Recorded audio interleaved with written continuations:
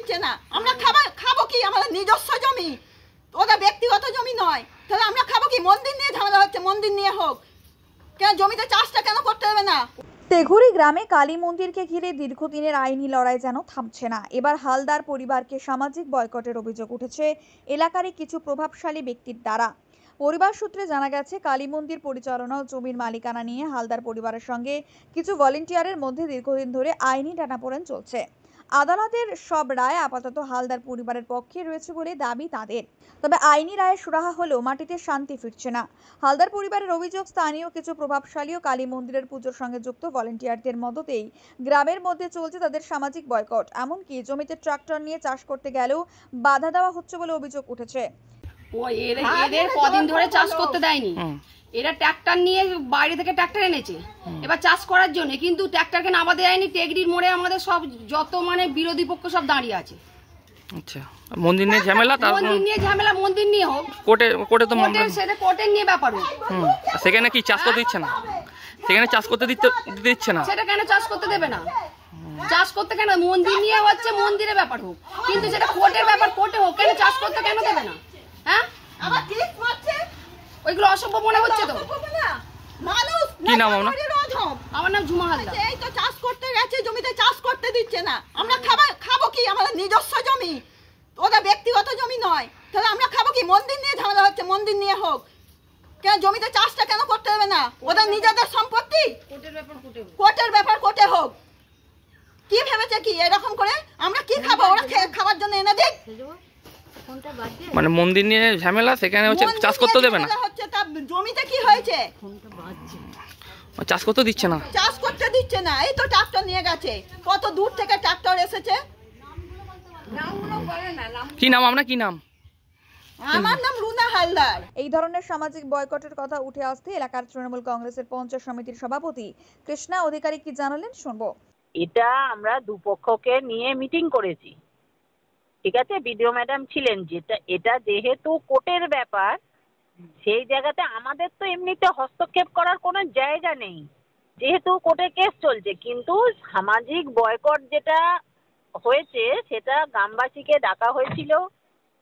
BDO ম্যাডামকে application Haldar পরিবারের তরফ থেকে যে দেয়া হয়েছে, তার পরিপ্রেক্ষিতে বিডিও ম্যাডাম, আমি ছিলাম, আমাদের সহকারী সভাপতি ছিল, ওখানে গ্রামের মানুষ কয়েকজন, তারা গ্রামের প্রতিনিধি হয়ে কয়েকজন এসেছিল, বোধহয় 4-5 জন, আর হালদার পরিবার থেকেও 4-5 জন এসেছিলেন। তো ওনাদের সঙ্গে যেটা কথা বলা, গ্রামের ওরা বলছে আমরা কাউকে বারণ করিনি।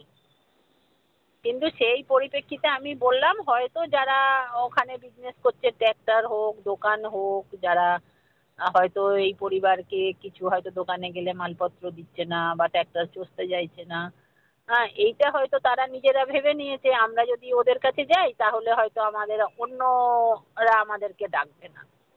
এটা একটা হয়তো ব্যাপার হতে পারে। কিন্তু গ্রাম কমিটি থেকে, গ্রামের তরফ থেকে যারা এসেছিল গ্রামবাসীদের, তারা বলল আমরা বারণ করিনি। এবার এইখানে আমাদের কি হস্তক্ষেপ করার আছে? কিন্তু মানবিকতার খাতিরে মানুষ হিসাবে আমরা চাই না যে কোনো মানুষ আজকালকার দিনে সামাজিক বয়কটের আওতায় আসুক বা সেই রকম ভাবে তারা একটা ভুক্তভোগী হয়ে থাকুক। এরকম কিন্তু আমরা চাই না। সেই জন্য আমরা ওখানে গিয়েছিলাম। কিন্তু সেখানে আমরা দুপক্ষকে বুঝিয়ে বলেছি।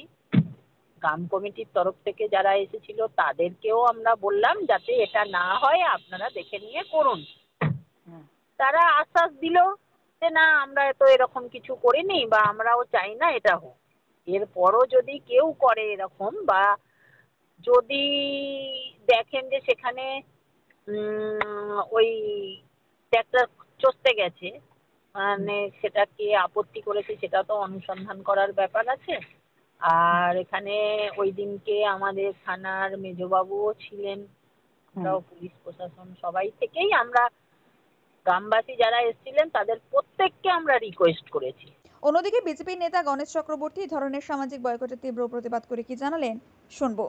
তেগরি কালী মায়ের মন্দিরকে নিয়ে যে নাটক তৃণমূল সরকার আজ দীর্ঘদিন ধরে আমরা দেখতে পাচ্ছি, এই হালদার পরিবারকে যে নৃশংসভাবে, নির্মমভাবে তাদের উপর মানে অত্যাচার করছে, এটা কোনোদিন মানবিক দৃষ্টিতে আমরা মেনে নিতে পারছি না।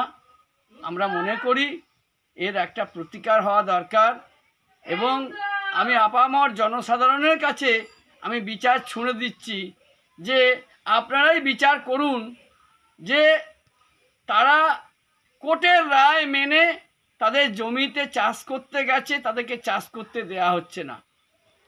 তারা কালী মায়ের পূজা করবে, সেই পূজা করতেও তাদেরকে দেওয়া হচ্ছে না। সামাজিকভাবে তাদেরকে বয়কট করার জন্য একটা চক্রান্ত করছে ওই তৃণমূল সরকার।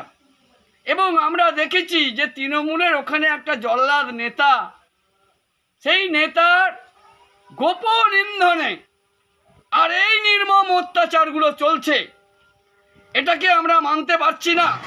হুগলি তারকেশ্বর থেকে আশিস কুমার ঘোষের রিপোর্ট, মেমারি আপডেট।